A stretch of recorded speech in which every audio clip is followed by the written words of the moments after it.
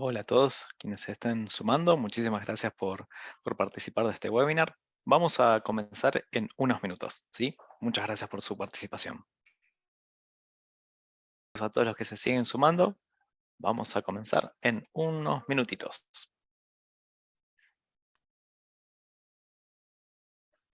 Hola a todos, muchísimas gracias por sumarse a este VTEX Talk. ¿Sí? Hoy vamos a hablar sobre la importancia de una arquitectura headless en el plan de una expansión digital. ¿Sí? Muchísimas gracias a todos quienes se han registrado. ¿Sí? Les comento que esta sesión va a quedar grabada. Luego vamos a compartir tanto el material como las presentaciones. ¿Sí? Y bueno, antes que nada comentarles y solicitarles que cualquier duda o consulta la pueden hacer a través de la función de Q&A, ¿sí? Que tenemos en Zoom para ir preguntando. Pueden hacerlo en cualquier momento, ¿sí? Si tienen alguna duda, vamos a poder ver si la podemos evacuar en ese momento. Antes que nada, me presento. Mi nombre es Javier Boxler, ¿sí? Soy Country Manager Latam para M3. M3 es uno de los principales partners, ¿sí? de VTEX. Y bueno, les comento que tuve la suerte de trabajar en VTEX como tecnología durante 2016 a 2020. Y bueno, tengo un background de comercial y técnico, ¿sí? Tengo una consultoría estratégica en especialización de mercados masivos online, justamente para poder acompañar a todo lo que son los proyectos, ¿sí? Y bueno, feliz de estar en pleno crecimiento con el e-commerce a través de VTEX desde M3. Junto con nosotros nos acompaña Jonathan Vega, ¿sí? Quien les dejo la posibilidad de presentarse. Gracias, Javier. Mi nombre es Jonathan Vega, hago parte del equipo de AWS como Partner Solution Architect. Y un poco de mi background, tengo más de 10 años trabajando con tecnología en temas como preventa, arquitectura, diseño de soluciones. Y de esos 10 años, tal vez los últimos 4, estaba enfocado en todo lo que tiene que ver con tecnologías de la nube y todo lo que implica, ¿no? Desde migraciones, modernizaciones, automatizaciones y pues todos los demás procesos que ayudan a fortalecer lo que es recibir los beneficios de nube, que vamos a hablar más adelante de esto. Adelante, Javi. Gracias. Bueno, muchísimas gracias. Y bueno, vamos a comenzar con los que son los desafíos del Headless Commerce, ¿sí? Como para hacer una pequeña intro, ¿sí? ¿Qué es, sí, el Headless Commerce? Que es algo que bien nos hemos preguntado, es algo que muchas veces está de moda, ¿sí? Pero bueno, justamente el Headless Commerce es una separación entre el front y el backend, ¿sí? En lo que es el comercio electrónico. En este tipo de arquitecturas, sí ofrecemos la libertad de expresión a las marcas para construir lo que querramos, ¿sí? Y más importante aún, que también les permite a las marcas enriquecer la experiencia del cliente. Si hacemos un doble clic, ¿sí? Estamos hablando de una multiplataforma, ¿sí? O sea, más allá de un e-commerce, ¿sí? Grandes empresas poseen muchos grandes desafíos, distintos touchpoints y puntos de contacto con el cliente. Y bueno, justamente tenemos que analizar si este headless commerce ¿sí? Se adapta a nuestro modelo de negocio, ¿no? Tenemos que pensar en quién, qué, en dónde, ¿sí? Tengamos en cuenta que cuando hablamos de headless commerce, ¿sí? Hablamos más allá de una URL o un sitio transaccional, sino que vamos a unir muchos puntos de contacto, ¿sí? Cuando hablamos de VTEX como core de tecnología, ¿sí? Acá tenemos una representación de lo que es la arquitectura de VTEX, cómo podemos trabajar. Hoy estamos hablando de lo que es las capacidades técnicas de VTEX, ¿sí? A través de APIs que puedo integrarlas, ¿sí? Puedo integrarlas hoy VTEX es una solución súper completa, la cual me brinda un gran compendio de soluciones, ¿sí? Sin embargo, al mismo momento me permite integrar con otro tipo de soluciones externas, sí que vamos a ver más adelante. En este caso, ¿sí? Como vemos, el administrador o el VTEX Admin, ¿sí? Es parte de la solución de Software as a Service, ¿sí? Que está montado sobre una solución de Platform as a Service, hoy lo que conocemos como VTEX IO. Acá siempre hago un pequeño disclaimer, ¿sí? Para quienes son usuarios de VTEX, ¿sí? Y piensan en VTEX IO o VTEX IO como una nueva versión de la plataforma, ¿sí? Estamos hablando en realidad de cambios que se dan sobre la plataforma, que es Vitex IO, pero bueno, la nueva versión del frontend, que está sobre componentes de base de React, ¿sí? Es justamente esta parte de apps y el frontend nuevo, ¿sí? En el cual lo que hacemos es, justamente estamos sobre la plataforma de Vitex IO. Sin embargo, que son distintos módulos que vamos activando, justamente si vamos a querer mostrar el CMS que tiene Vitex. Sin embargo, el admin, ¿sí? Está montado sobre Vitex IO.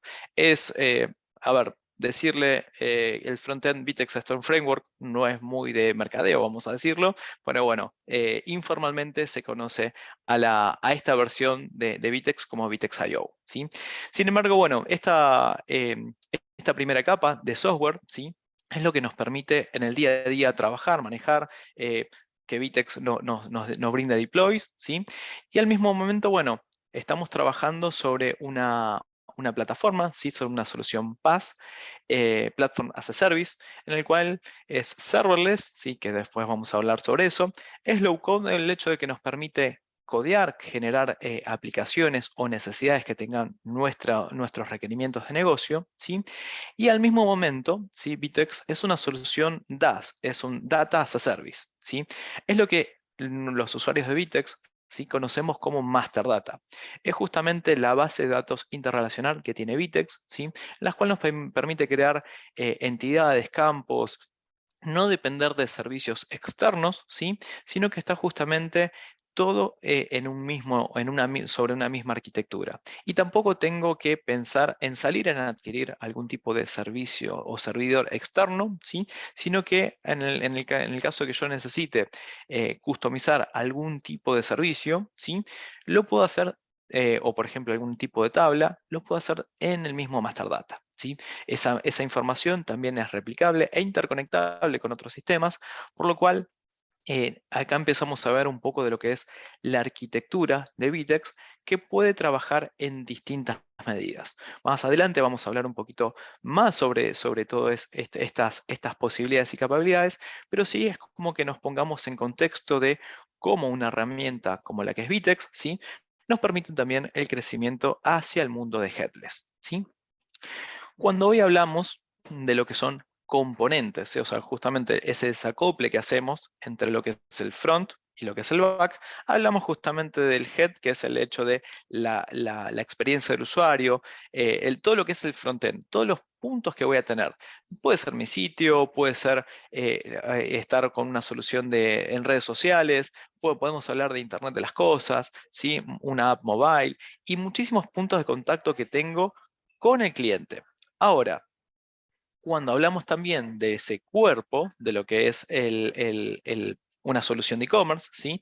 También podemos hablar de el backend, todo lo que es la parte de administración de lo que es ese mundo, todo lo que es el catálogo, inventario, cada una de las necesidades que tenemos, ¿sí? Todo lo que es el módulo de promociones, nuestro checkout, la seguridad que tenemos en el checkout. Pero bueno, aquí está totalmente separada, ¿sí? Tenemos el head y el body, el cuerpo y la cabeza, ¿sí? Unidas por una capa de APIs, ¿sí? O sea, una capa de APIs, ¿sí? En las cuales eh, nos permiten la integración de los sistemas. En el momento que yo cargo en mi administrador una nueva producción, ¿cómo se va a ver reflejada en el frontend? Hoy soluciones como Vitex, y volviendo al slide anterior, ¿sí? O sea, me permite tener todo absolutamente. Vitex te brinda un CMS en el cual podés, si cargas algo en el administrador, poder llevarlo al frontend. Sin embargo, estamos hablando de necesidades que van más allá de las que la tecnología de Vitex nos ofrece, ¿sí? Hoy Vitex en su CMS, en el Site Editor, podemos hacer un montón de cosas, pero bueno, ¿qué sucede cuando quiero ir un poco más allá? O al revés, vengo de otra arquitectura, de una tecnología de CMS de front que vengo usando y necesito cambiar el detrás de escena como para poder escalar, ¿sí? Aquí tenemos un caso de implementación, ¿sí? Utilizando una arquitectura headless, ¿sí? Es un cliente que tenemos en Brasil, por confidencialidad no nos han permitido decir el nombre, sin embargo podemos sí decir cuál es el rubro. Justamente es una lotería en línea, ¿sí? En el cual usamos a Vitex como core a través de distintas capas de APIs, ¿sí? Y bueno, por ejemplo, el frontend lo estamos trabajando sobre Next.js a nivel headless, o sea, no estamos usando el Vitex Site Editor, ¿sí? Sino que todo lo que es el CMS es externo. También tenemos en este caso, Zendia, que es un PIM, que bueno, hace que esta lotería, ¿sí? Catalogue de forma distinta en Vitex, porque uno piensa en el catálogo de producto SKU, ¿cómo sería a nivel un sitio transaccional de una lotería? Bueno, justamente el PIM también es súper dinámico, que es inyectado al master data y al catálogo de Vitex, ¿sí? Bueno, a través de todo esto, ¿qué queremos decir? Muchas veces uno, y siendo ex Vitex, ¿sí? En el momento que yo pensaba son para sitios transaccionales, cómo usar la cajita de Vitex. Bueno, nunca me imaginé que podríamos llevar un proyecto, como lo estamos haciendo desde M3, de usar Vitex como core y otras herramientas totalmente distintas para lo que es una lotería en línea, ¿sí? Ahora, también justamente esto lo que nos permite elegir, ¿sí? O sea, distintos CMS, ¿sí? Como les comentaba, podríamos venir de un CMS en el cual venimos trabajando gran parte del tiempo, pero por escalabilidad necesito migrar mi backend, ¿sí? Entonces, nosotros tenemos la libertad de elegir, ¿sí? Acá pongo algunos, siguiendo el modelo de Gartner, ¿sí? Del Magic Quadrant de Gartner, en el cual, por ejemplo, Vitex es uno de los principales en este caso es visionario dentro de lo que es la última versión del cuadrante de Gartner de Digital Commerce, ¿sí? Sin embargo, tenemos muchos segmentos los cuales son evaluados y también tenemos cuadrantes. Estamos viendo, por ejemplo, el cuadrante de CMS, en el cual su core y su nicho y su especialidad es solamente el CMS. No es como si fuera como una plataforma de comercio electrónico que también lo brinda como un módulo. Entonces, aquí tengo la posibilidad y la libertad de elegir, ¿sí? Vamos a hacer un doble clic sobre algunas alternativas y beneficios que tenemos del Headless Commerce, ¿sí? Cuando hablamos de Headless Commerce, ¿sí? Podemos elegir tecnologías súper modernas, ¿sí? De frontend. O sea, también, o sea, puedo elegir con qué tipo de tecnologías trabajar, ¿sí? Tecnologías que estén a la super vanguardia, tecnologías que vienen trabajando mis equipos, ¿sí? Entonces, eso es, no, por ejemplo, decir, uy, esta tecnología tiene, no sé, HTML, que es súper reconocida a nivel global, pero tenemos muchas oleadas y versiones y optimizaciones de tecnología mejores, ¿sí? Que HTML. Entonces, bueno, ¿cómo podemos justamente aprovechar esas tecnologías? Por otro lado, ¿sí? Tenemos mayor flexibilidad para el equipo de desarrollo. Sí, cuando hablamos de Headless Commerce, y tenemos que unir los mundos del back y front, ¿sí? Tenemos esa capa de APIs.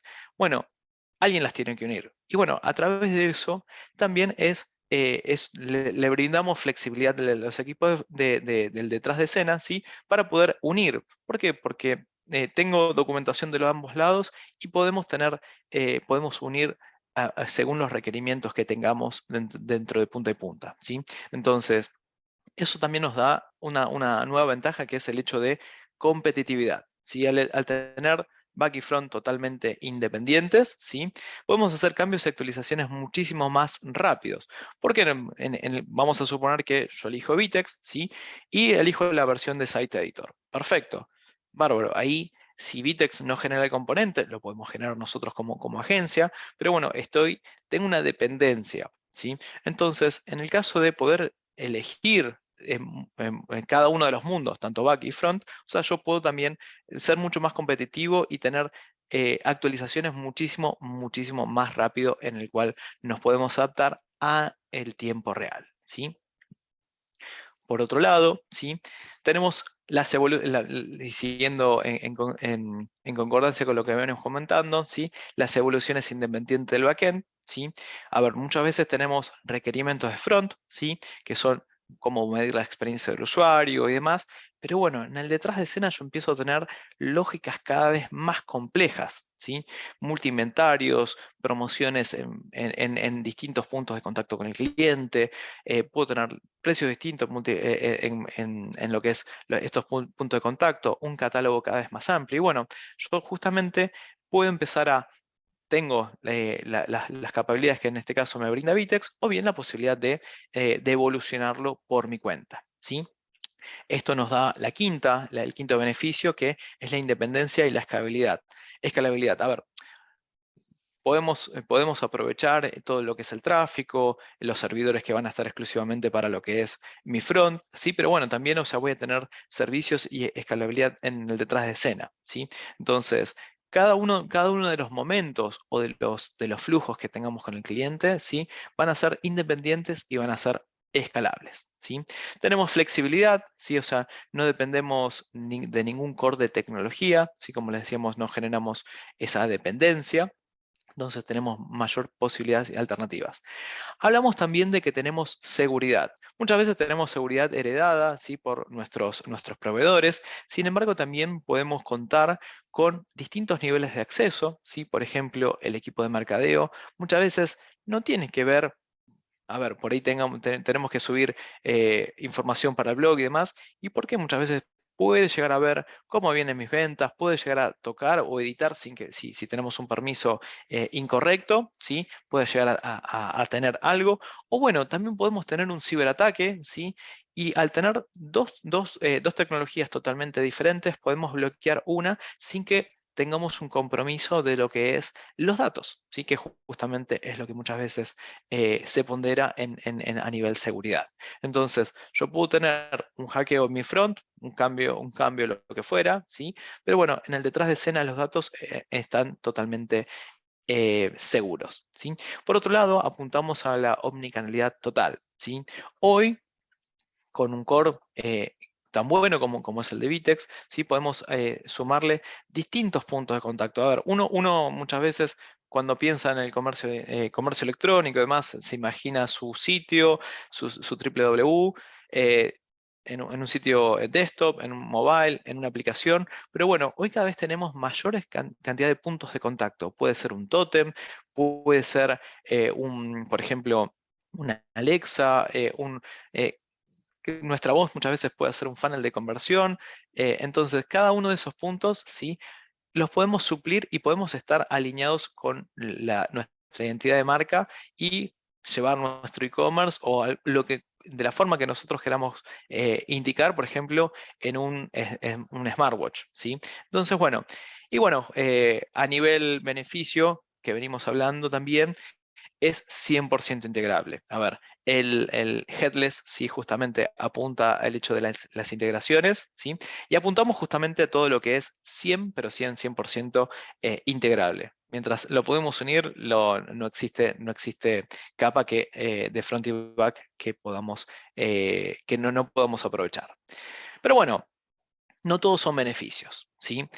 Muchas veces también vamos al tema de costos. Si hoy, por ejemplo, una tecnología Vitex como Software as a Service que nos ofrece escalabilidad, nos ofrece un front, tenemos un precio a nivel fijo y un variable transaccional, pero bueno, cuando yo empiezo a disgregar, por ejemplo, tener un CMS externo, también tengo otro tipo de costos, ¿sí? Entonces, tengo un costo de front y un costo de back. Entonces, empiezo a tener que trabajar cómo en trabajar en nuestros PNLs y en las necesidades realmente si lo que necesito o si se puede ajustar a este tipo de arquitecturas a mis necesidades, ¿sí?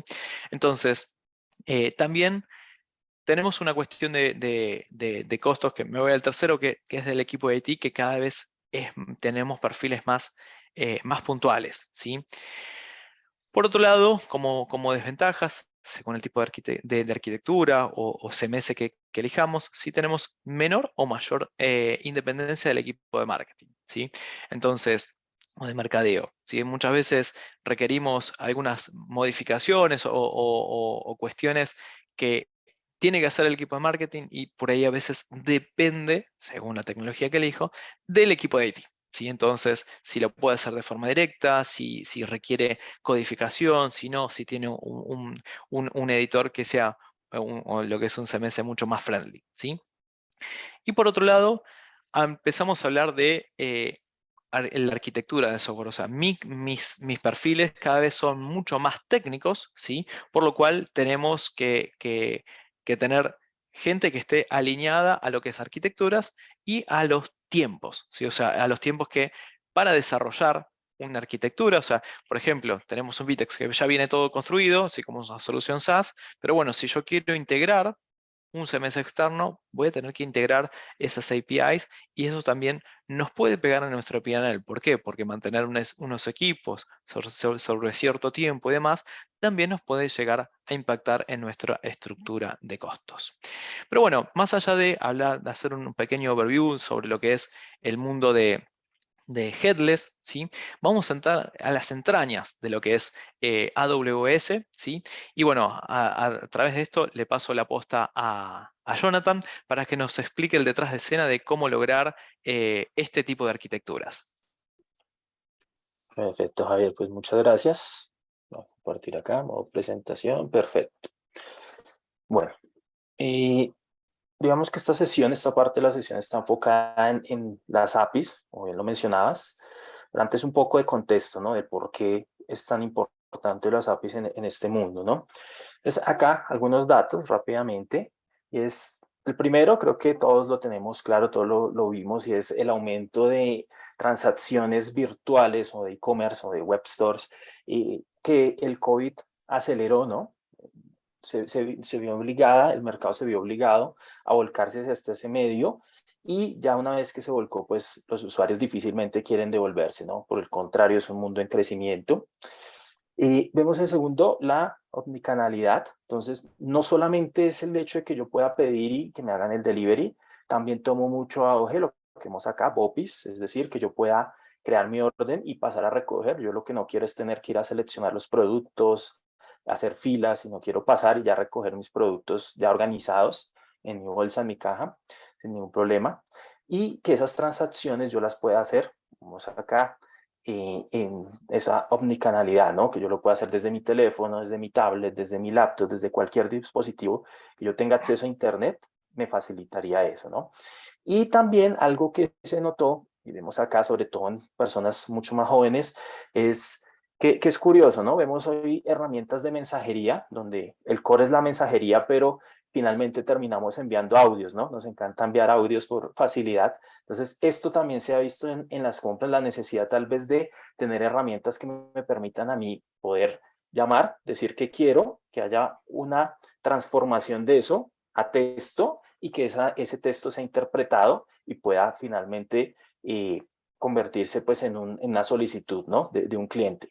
Entonces, todas estas, llamémoslo así, tendencias han hecho que cada vez yo tenga que utilizar más herramientas. Ahí ya Javier mencionaba algunas de ellas, entonces hablamos del inventario, del order management, de las mensajerías y tenemos lo que les decía, transformación, herramientas tipo analítica y machine learning de convertir texto a voz, voz a texto, sistemas de pago, sistemas de facturación, que yo tenga omnicanalidad y sumémosle a esto que hay plataformas que no son business to customer únicamente, sino business to business, customer to customer. Entonces, las integraciones hacen parte principal de este tipo de plataformas, ¿no?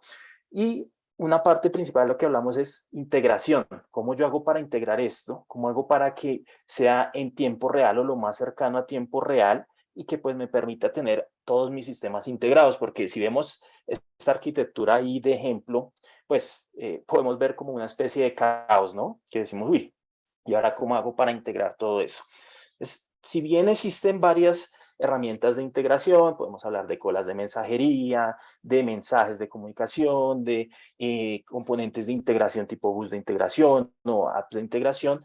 En la actualidad, la verdad es que las APIs, por la facilidad, la seguridad y todo lo que manejan a su alrededor, se ha convertido en uno de los principales componentes de integración. Entonces, desde AWS nosotros tenemos Amazon API Gateway, que pues, es nuestra herramienta y como lo dice acá, es lo que hace es generar una puerta, digámoslo así, de enlace entre mi frontend, pero como hablamos de omnicanalidad, mi frontend ya no es uno, son múltiples o es un frontend que tiene que responder a toda la clase de dispositivos donde los clientes se quieren conectar y hace esa puerta de enlace con mi backend, que ese backend puede ser o servidores o componentes tipo serverless, contenedores, bases de datos, lo que se requiera conectar, ¿no? Entonces ese API Gateway se convierte en mi puerta o en mi puente de enlace entre los diferentes componentes.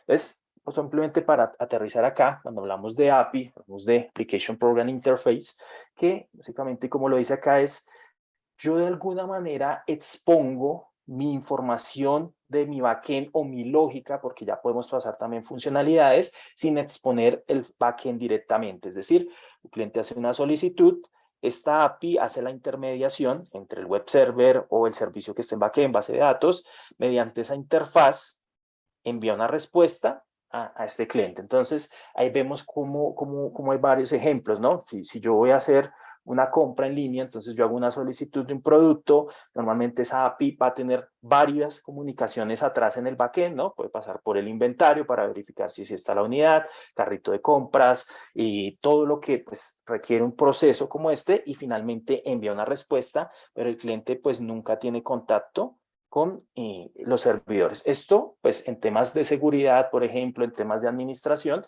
me facilita, pues, la vida, ¿no? En ese tipo de comunicación.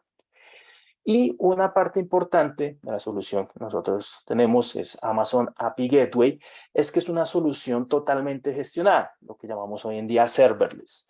Y esta plataforma, como lo dice acá, me permite crear, publicar, hacer versionamiento, mantener, monitorear, asegurar mis APIs que yo desarrolle, pero lo hace de esa manera serverless. ¿Por qué es importante que sea serverless o servicio gestionado? Porque uno de los principales problemas que han tenido las APIs a lo largo de la historia, lo que han existido es que cuando yo voy a desplegar una plataforma de APIs, tiene bastantes componentes y, por ende, bastantes requisitos y requerimientos de hardware, de software para poder desplegar. Por ejemplo, una plataforma de gateway completa necesita un portal de administración, puede necesitar un portal de desarrollador, un portal de analítica de las APIs, el gateway como tal, y si voy a tener caché, pues la herramienta de caché, todos esos componentes acá son automáticamente administrados y desplegados por AWS, con lo cual yo solamente tengo que empezar a crear mi API, publicarla, decir cuáles son las personas que van a tener acceso y ya, no tengo que instalar absolutamente nada y me brinda esa agilidad que hoy en día los negocios están pidiendo, ¿no? Que hoy en día se requiere para este tipo de plataformas. Cuando vemos aquí una arquitectura rápida de API Gateway, pues acá el componente como tal, es este rojito que vemos en pantalla, ¿qué vemos en cuanto a características? Vemos que cuando yo hablo de APIs, yo suelo manejar varios tipos de APIs, ¿no? APIs que son de uso interno, APIs que son de uso externo, APIs que requieren solamente acceso a ciertos usuarios, hacer restricciones, APIs que son completamente públicas. Entonces, desde API Gateway, desde un único portal, yo tengo todo ese tipo de configuración. Yo puedo manejar APIs privadas, APIs públicas. Esto lo hago pues ya con herramientas de seguridad que la propia plataforma o el propio servicio provee, como generación de tokens, perdón, JSON Web Tokens, por ejemplo, herramientas de identidades y accesos, lo puedo hacer sin ningún problema.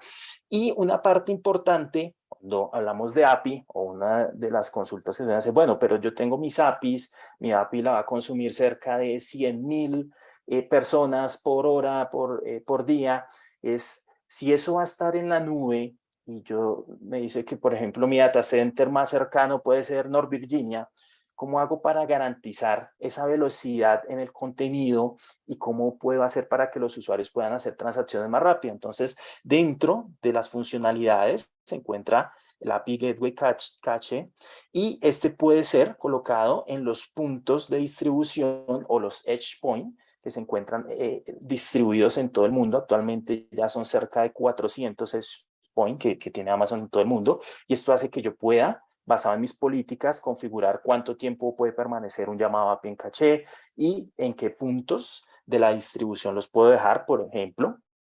Algo también bastante importante es el monitoreo que yo le hago a esas APIs. ¿Por qué? Porque colocar una API a correr simplemente ahí y decir, bueno, está funcionando bien, pero yo puedo saber qué tipos de llamados están haciendo, realmente los usuarios estaban haciendo un buen uso o es que simplemente alguien, por decir algo, me intentó hacer un ataque de negación de los servicios, nadie está comprando y esas fueron las 100,000 transacciones que llegaron y yo no pude identificarlo, ¿no? Entonces, dentro de los componentes es muy importante el tema de monitoreo, no solamente, como les decía, por temas de seguridad, sino por temas de mejora continua. Es decir, yo puedo decir, oye, empecé a notar que están entrando usuarios desde un punto diferente, pero como yo ese punto no lo coloqué en la distribución, pues están teniendo una latencia tal vez un poco alta. Yo puedo configurar un punto adicional que sí tengo, no lo había considerado, pero lo puedo colocar en cualquier momento y garantizar que mis usuarios pues tengan unos tiempos de respuesta buenos, ¿no?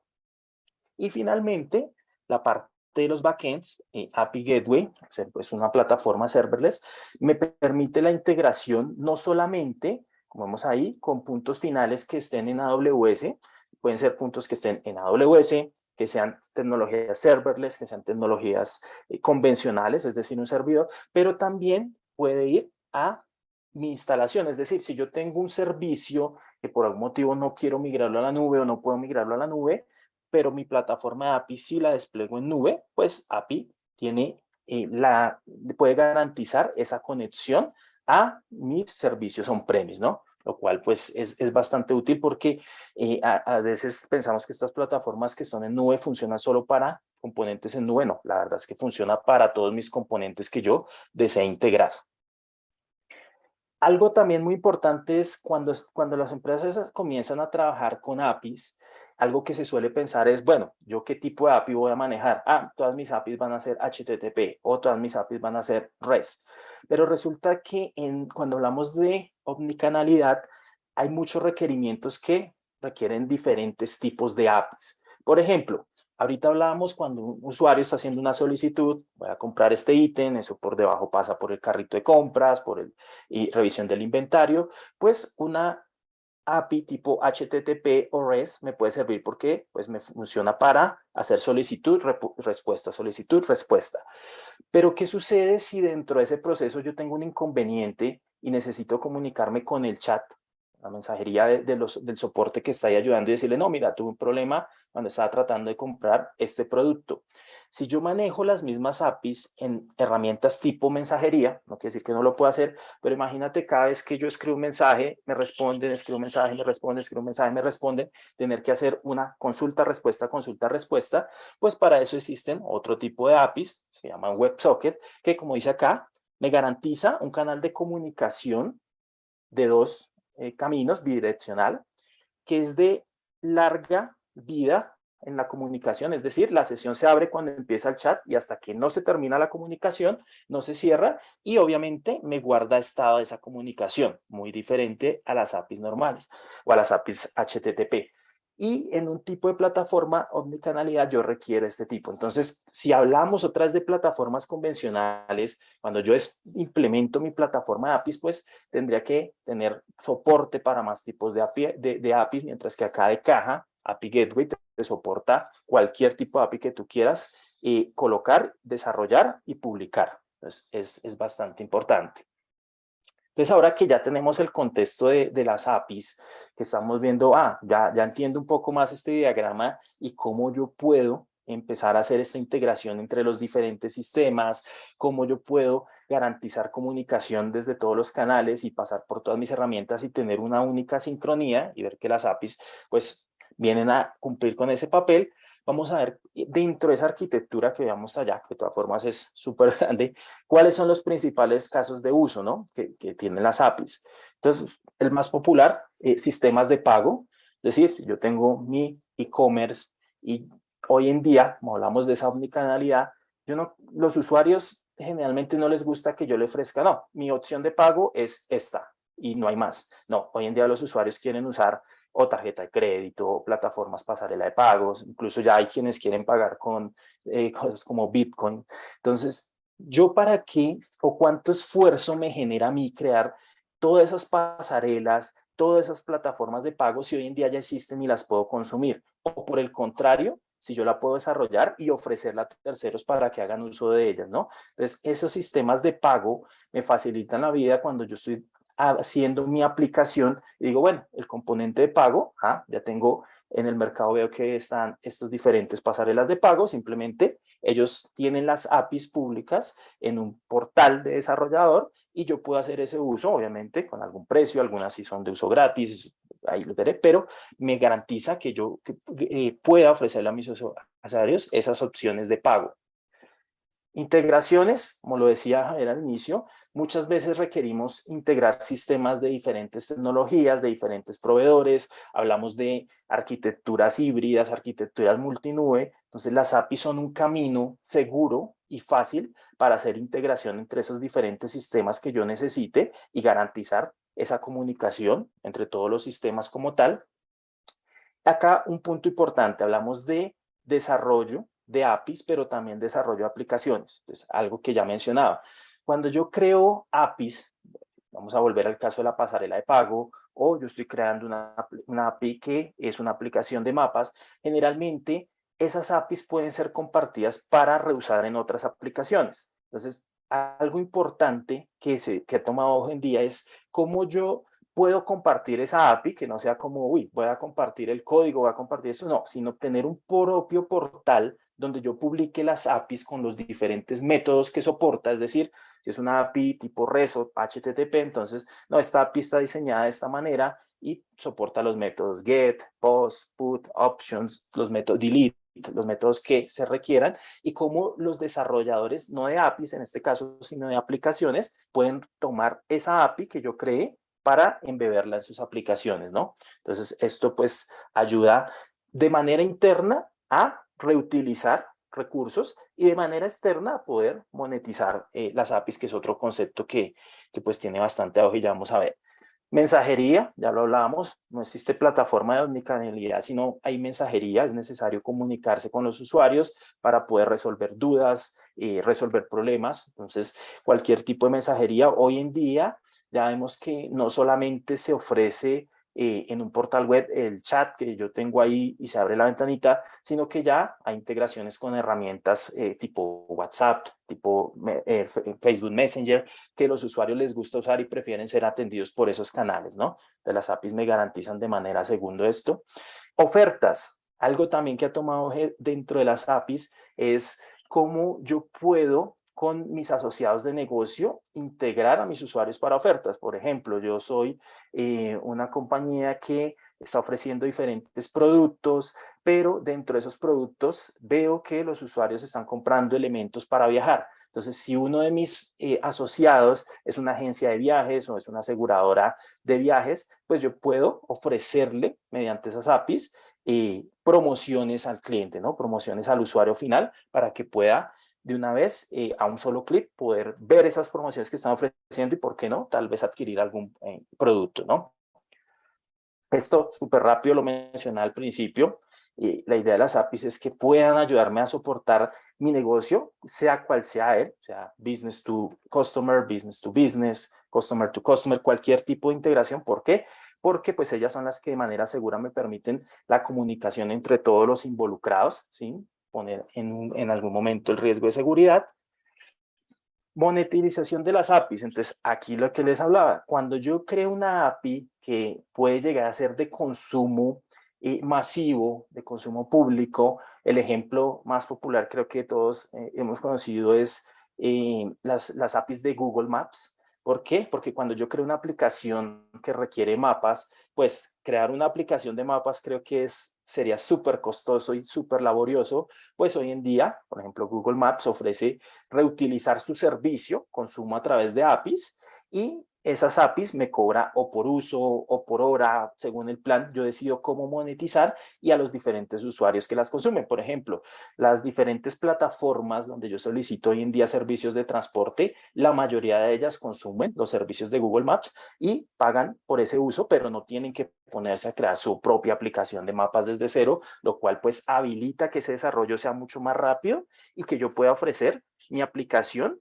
con una aplicación que por debajo llama las APIs de Google Maps, que es una aplicación pues súper buena y súper detallada en cuanto a ubicaciones, ¿no? Y cuando hablamos acá de comercio electrónico, algo que es súper importante y que como usuario y es una de las funcionalidades que yo más busco es shipping, ¿no? Poder hacer seguimiento. De hecho, hay usuarios que no han acabado de hacer la compra y ya están mirando el número detrás para ver si no fue una estafa, si realmente sí va a llegar mi producto y quieren hacerle seguimiento cada hora, cada 2 horas. Entonces, muchas veces ese sistema de envío no es propio de la empresa, sino es con terceros, con empresas que hacen este tipo de servicio, pues que esa integración esté hecha, que yo un solo clic diga, ah, este es mi número de orden, hago clic, me lleve al portal de donde va a ser el tracking de mi producto, pues es súper bueno para el usuario, ¿no? Es lo lo que busca el usuario. Y finalmente, el último slide, cuando hablamos de Amazon API Gateway, cuáles son los puntos principales o por qué. Ya hablábamos del primero, serverless, donde yo empiezo a desarrollar APIs, yo no me tengo que preocupar por los recursos, por despliegue, por instalación, sino me dedico a crear y publicar mis APIs.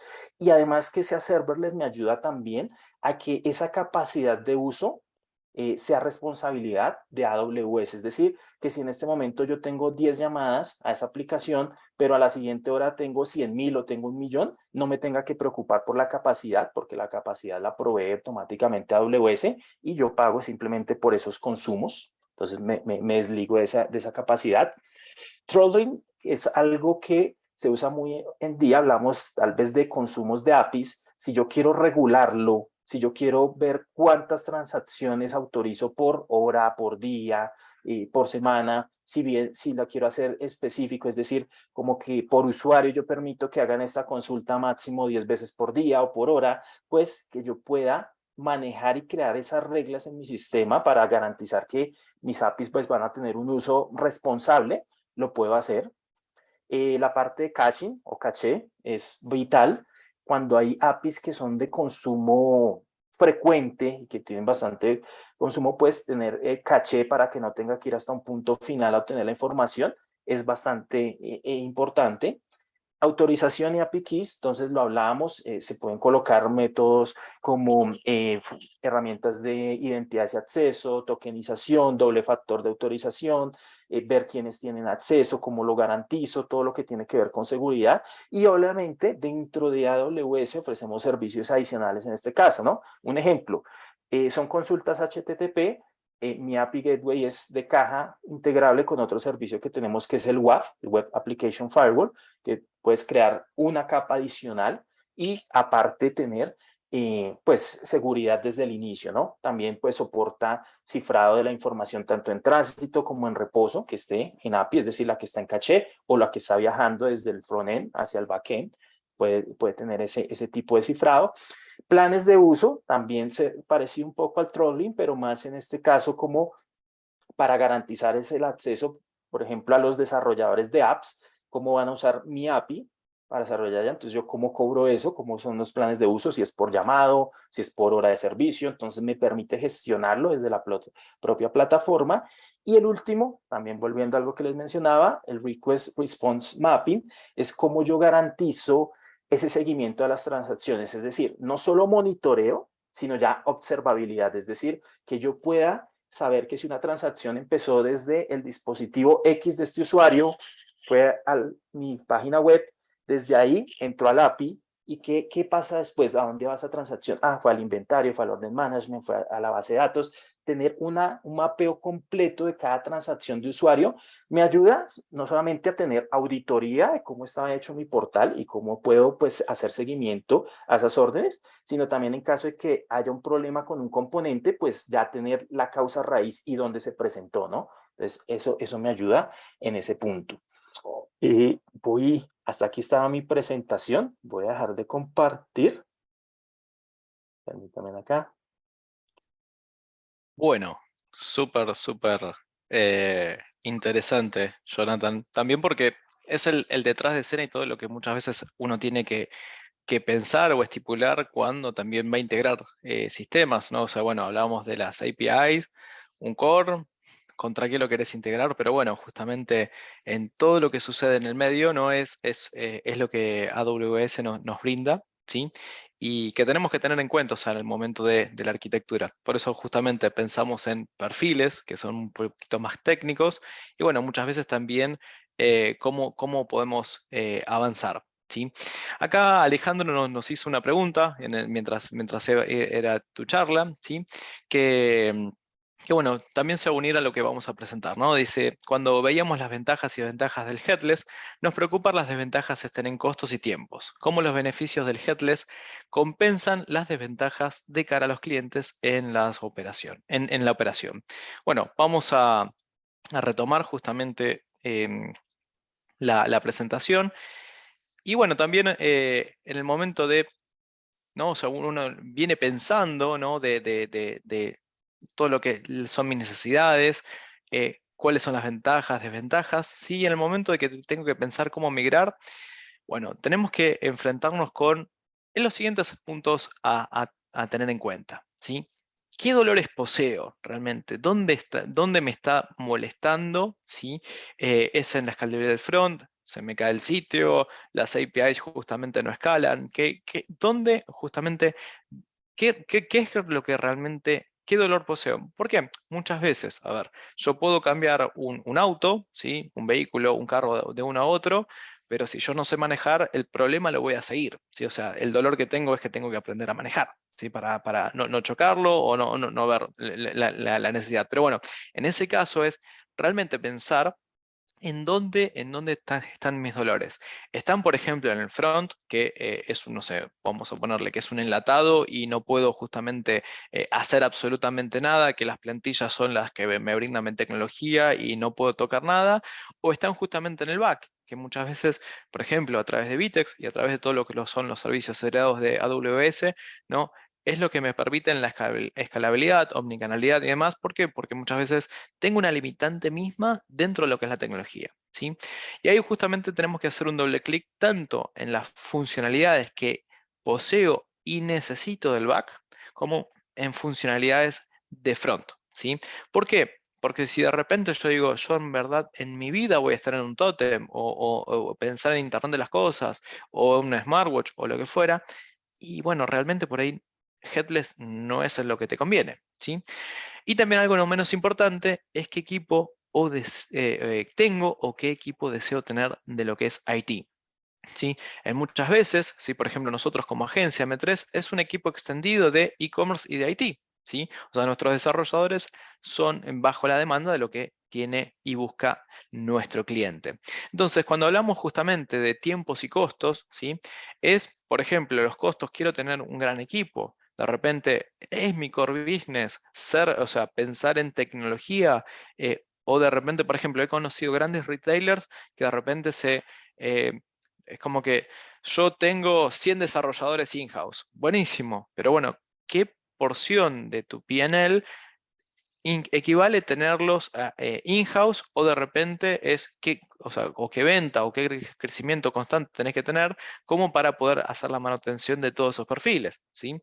O, por ejemplo, utilizar algo por fuera o parte por dentro, ¿sí? O sea, hay muchas veces que lo tenemos que tener en cuenta. También cuando hablamos headless, y ahora vamos a entrar un poquito, los tiempos también es poder ir justamente escalando en necesidades, ¿sí? Y lo vamos a ver en los siguientes slides. Gente, muchas veces, o sea, hablamos de ser o no ser, ¿no? Vitex I o pensar en lo que es Vitex Headless. Vitex es una solución, sí, que está en la Mac Alliance, sí, es justamente una alianza internacional y global de lo que son plataformas y lo que son agencias que apuntan justamente a este tipo de servicios, en las cuales el acrónimo vendría a ser Mac de microservicios, justamente que cada uno de los servicios que brindan ese e-commerce, ¿sí? Sea un microservicio, por ejemplo, búsqueda, por ejemplo, precios, o sea, que tenga cada una funcionalidad, ¿sí? Y como que trabaja de forma independiente, ¿sí? Que sea conectado a través de APIs, ¿sí? Justamente el hecho de la comunicación y todo lo que nos acaba de comentar Jonathan, que sea realmente nativa, cloud native, que sea nativa de nube, ¿sí? Justamente que sea headless, ¿sí? Que crea experiencias para cualquier punto de contacto con el cliente. Y Vitex, ¿sí?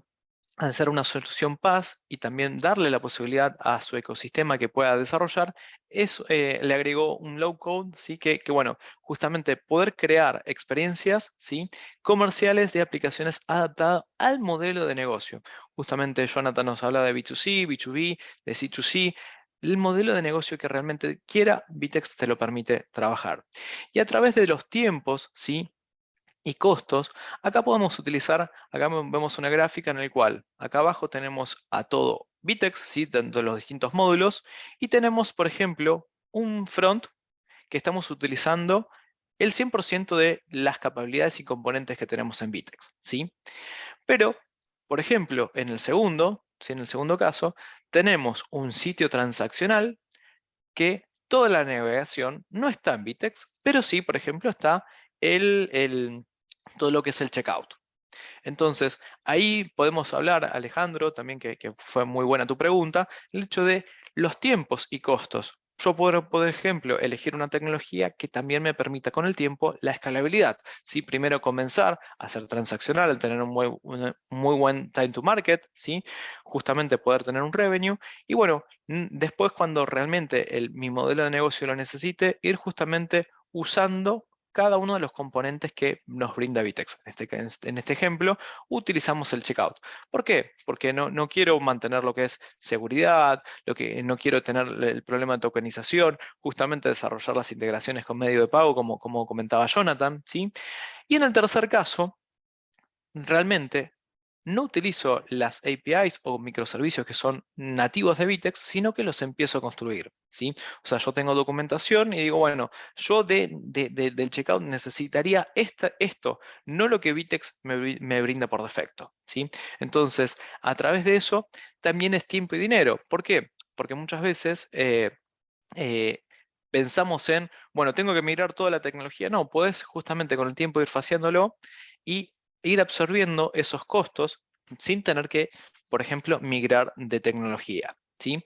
Entonces, en este caso, por ejemplo, tomando el Commerce Services, que vendría a ser Vitex, nos permite, ¿sí?, a través de su solución de Vitex IO, a nivel Platform as a Service, empezar a trabajar con componentes, de distintos componentes, ¿sí? Podemos hacer Internet de las Cosas, una aplicación móvil, ¿sí? Por más que no la tengan por nativa es que ya venga preconfigurable dentro de Vitex, ¿sí?, me da la posibilidad de trabajar con componentes composables, ir justamente haciendo un Lego, un puzzle de distintas cuestiones. Y bueno, justamente a nivel pensamientos que tenemos que tener entre ventajas y desventajas, podemos empezar a trabajar justamente con este Lego. A ver, Vitex, por ejemplo, me trae un gran compendio de soluciones, ¿sí?, como un out of the box, ¿sí? Y también digo, bueno, si no me alcanza, sí puedo integrar justamente con Best of Breed, o sea, partners, third party apps, como nos comentaba Jonathan, como para poder hacer cada vez mayor crecimiento, o sea, no tener que iniciar de cero. A ver, utilizo, por ejemplo, no sé, un automation que ya esté integrado sin tener que yo crear todos los componentes, ¿sí? Y si requiero realmente un componente customizado, tengo la libertad de hacerlo, ¿sí? Entonces, yo tengo desde el out of the box lo que viene dentro de Vitex, ¿sí?, los third party apps que utilizan justamente las APIs de Vitex, ¿sí? Y bueno, en el caso que lo requiera, puedo customizar mis componentes, ¿sí? Entonces, dentro de los conceptos de Vitex IO, ¿sí?, es muy interesante y ahí justamente heredamos absolutamente todo lo que nos comentó Jonathan, que trabajamos en nube, que es setupless, que no es que de repente tengo que empezar a configurar toda la misma arquitectura que nos mostró, sino que ya es heredable, ¿sí? Puedo trabajar en el concepto de workspaces, o sea, a nivel frontend puedo trabajar en múltiples visores, ¿sí?, de lo que estoy deseando, de lo que estoy trabajando en mi front, en código, y después llevarlo a nivel front realmente, o sea, a lo que quiero que vea el cliente final, ¿sí? Y bueno, justamente siguiendo lo que nos comentaba Jonathan, Vitex hereda, ¿sí?, y es serverless, con el cual no se requiere ningún tipo de configuración de servidores, ¿sí? Bueno, como bien hemos hablado, tenemos el editor del Site Editor, ¿sí?, en el cual es una API, es un componente, un módulo que hemos visto en Vitex, ¿sí? Y bueno, tenemos justamente la parte de aplicaciones, que son Best of Breed, que tenemos la posibilidad de Vitex nos brinda para Vitex IO, o también por ahí muchas veces potencialmente las podemos reutilizar, gran mayoría de ellas para una versión headless de Vitex, ¿sí? Entonces, tenemos cuestiones que nos pueden pegar en front, in back. Algunas de las componentes también y aplicaciones son desarrolladas y mantenidas por el cliente. Esto también nos afecta en costos, ¿sí? En el cual podemos trabajar con cuestiones que nos brinden, nos brinden por detrás de escena, ¿sí? Ahora, y como para también ir cerrando esta presentación, ¿qué existe de nuevo en el mundo de Vitex, ¿sí? A nivel headless, ¿sí? Vitex está buscando una performance óptima, una performance perfecta, que es lo que muchas veces buscamos como en el comercio electrónico, ¿sí? Y bueno, ha creado el concepto de Vitex Fastor, que bueno, apunta justamente a este objetivo, a tener a quienes realmente lo necesitan una performance muy, pero muy, muy buena, ¿sí? Una latencia menor de los servidores. Entonces, ¿qué es Vitex Fastor? ¿Sí? Es un conjunto de bibliotecas, ¿sí? Que es muy poderosa, ¿sí? Para los desarrolladores, que bueno, justamente pueden integrar soluciones súper escalables. En este caso, o sea, hay una arquitectura que está basada en lo que es Jamstack, ¿sí?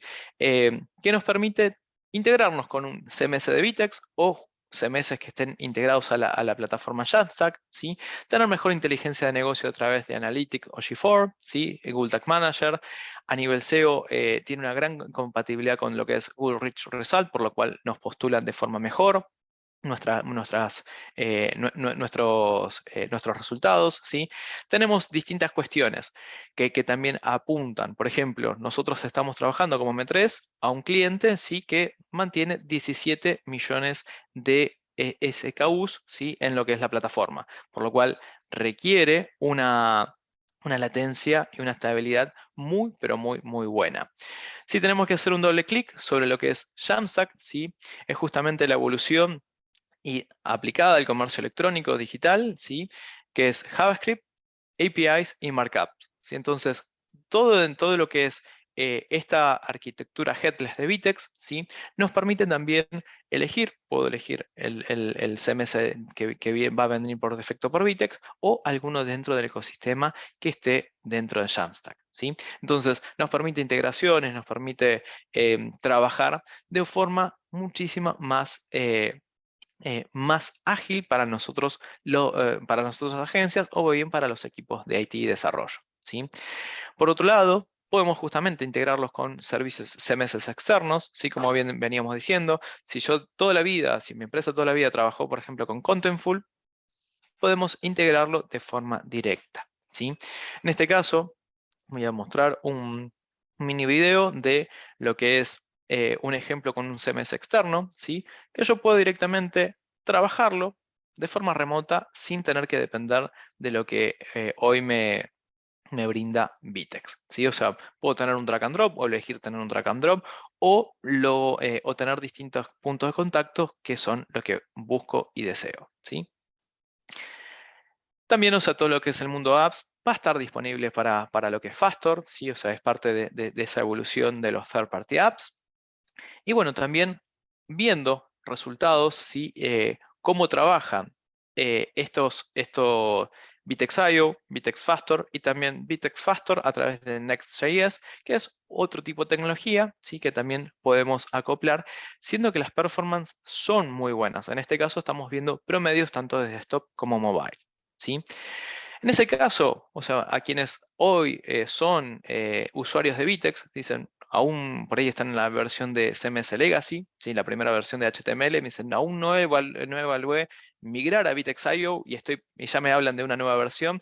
Primero, tengan en cuenta lo que venimos viendo, ventajas, desventajas, cuáles son mis dolores, cuáles son mis necesidades también, cómo potencialmente son mis costos. Entonces, como para quienes quieran evaluar si migrar o bien por ahí permanecer en Vitex.io, ¿sí? Eh, Les vamos a ofrecer luego un ebook, pero bueno, en este caso les mostramos algunos ejemplos que también apuntan a sus necesidades. Yo estoy buscando una performance, una latencia, tengo muchos SKUs, en el cual requiero que el cliente no tener una tasa de rebote gigante porque tengo un catálogo súper amplio. Bueno, nosotros acá, por ejemplo, como M3, en el contexto del Vitex Day, en abril este año en San Pablo, en Brasil, hemos ganado hemos tenido que desarrollar una tienda, ¿sí? En menos de 48 horas, y bueno, según la performance que apuntaba y distintos puntos, hitos que nos indicó Vitex, pudimos ganar el hackathon, ¿sí?